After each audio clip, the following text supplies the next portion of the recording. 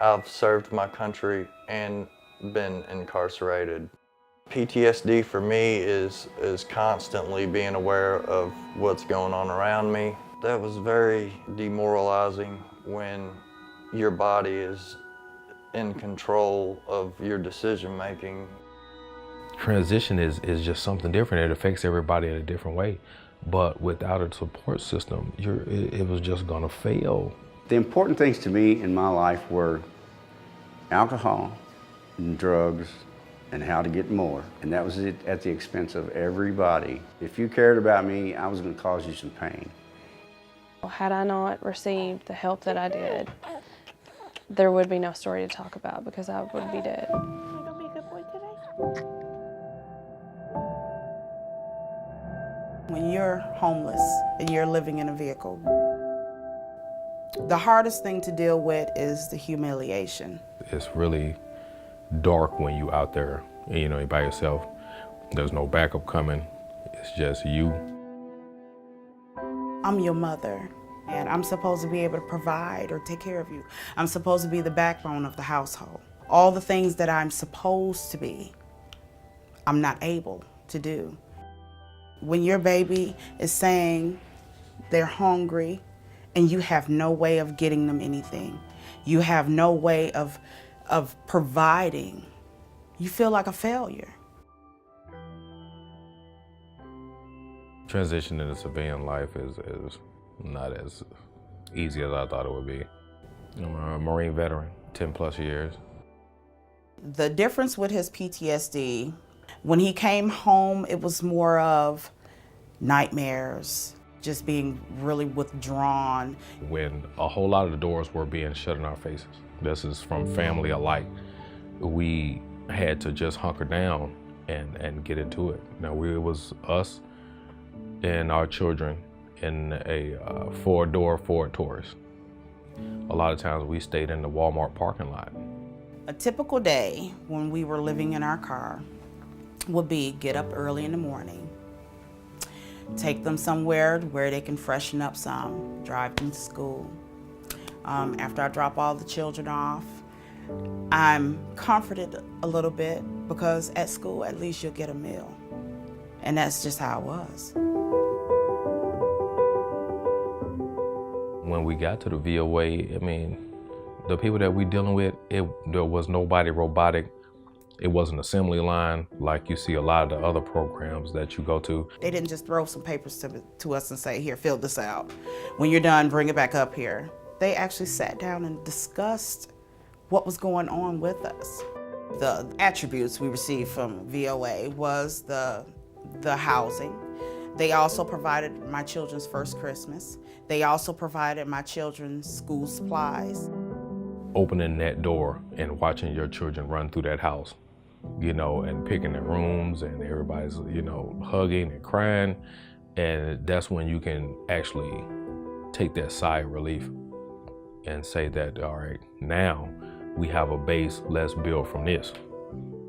It was a roof, it have doors, I have heat, water. Oh, didn't have no beds in here, I didn't care. Oh, they got carpet, we can sleep on this beautiful green carpet, Lord. I was ecstatic. The children were ecstatic. And my 7-year-old had said, so we don't have to go anywhere else. That solidified it for us. No, baby, we are home. That killed it for us. That was it.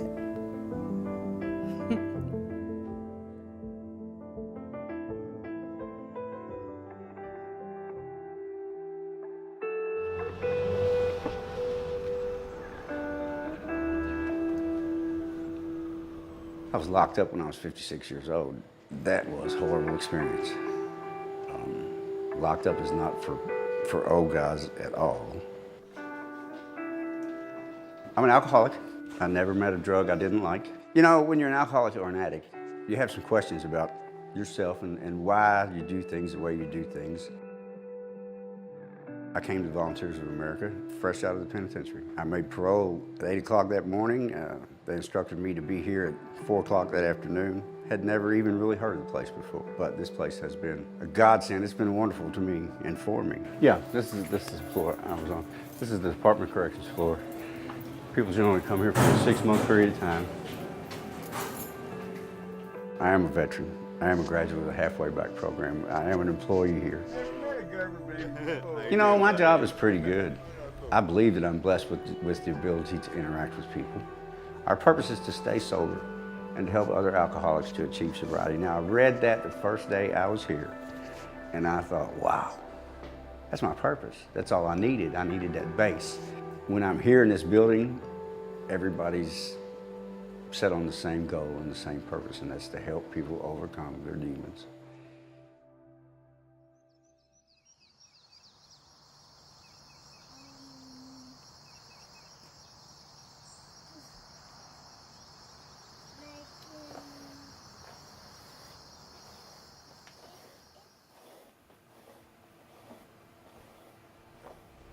Are you sure you want to braid? Or do you want me to pull it back and braid it in the ponytail? Pull it back and braid it. If you would have asked me whenever I was in high school, what do you want to be when you grow up? It definitely wouldn't have been alcoholic. My freshman year of college, my parents divorced. My 3 best friends were killed in a car accident. And my very first love broke my heart, and all within a 2-week period. I just didn't have the coping skills to deal. I drank in college, then I became a weekend warrior, and then it was 5 days a week, and eventually I was introduced to other substances. It wasn't that I went and sought out hardcore drugs or anything like that. You know, it was prescription. I thought that I was following medical advice. I had no idea what it would turn into. And once I had crossed that line, there was no coming back. So after 2 failed suicide attempts, I remember hitting my knees and I was screaming and I was crying. And I asked God, I said, why would you let someone like me live? Like, why would you let someone, I don't deserve to live. I don't deserve to be present. I don't deserve to even take a breath. And that was the moment that I knew that either I had to seek treatment and I had to get help, or I was going to blow my brains out. I couldn't continue to live the way that I was living anymore. I just couldn't do it. I love you. What does Mama say? Be a leader. Be a leader. I love you guys. We were in court together, and her family had come to see me asking for help. And she said that was the first time she'd really been held accountable for her actions. Love you, honey. Be careful. You all have a good day. You know, Freedom House and the staff at Freedom House, they kept their ethical boundaries, but they were honestly still like family to me. You know, they believed in me. They told me that I was enough. They told me that I was worthy of a different life. They told me that I was a good mother, that I had made some poor choices, but that I didn't have to let that define who I was in my future. A program like Volunteers of America, I believe, with their long-term program, they just give people hope by giving them an outlet, giving them the place to go, and a place like that just shows people how to actually recover, and it's a lifetime commitment. There was a certain point in my life that I had self-esteem, that I felt worthy, and alcohol took that from me. I knew deep down inside of me that I was meant for so much more. The one thing that I love so much about this program is the fact that they pushed me to prepare and plan ahead for my transition back into life. We see that being a place where some people fail. They do well in treatment, but whenever they get back into life, it seems like they just can't manage and they go back to the same old lifestyle. And I feel like Volunteers of America prepared me for that transition.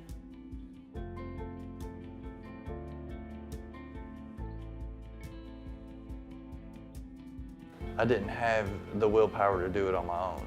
The day I was incarcerated was life-changing. As soon as that cop put the cuffs on me, I knew that narcotics was over with.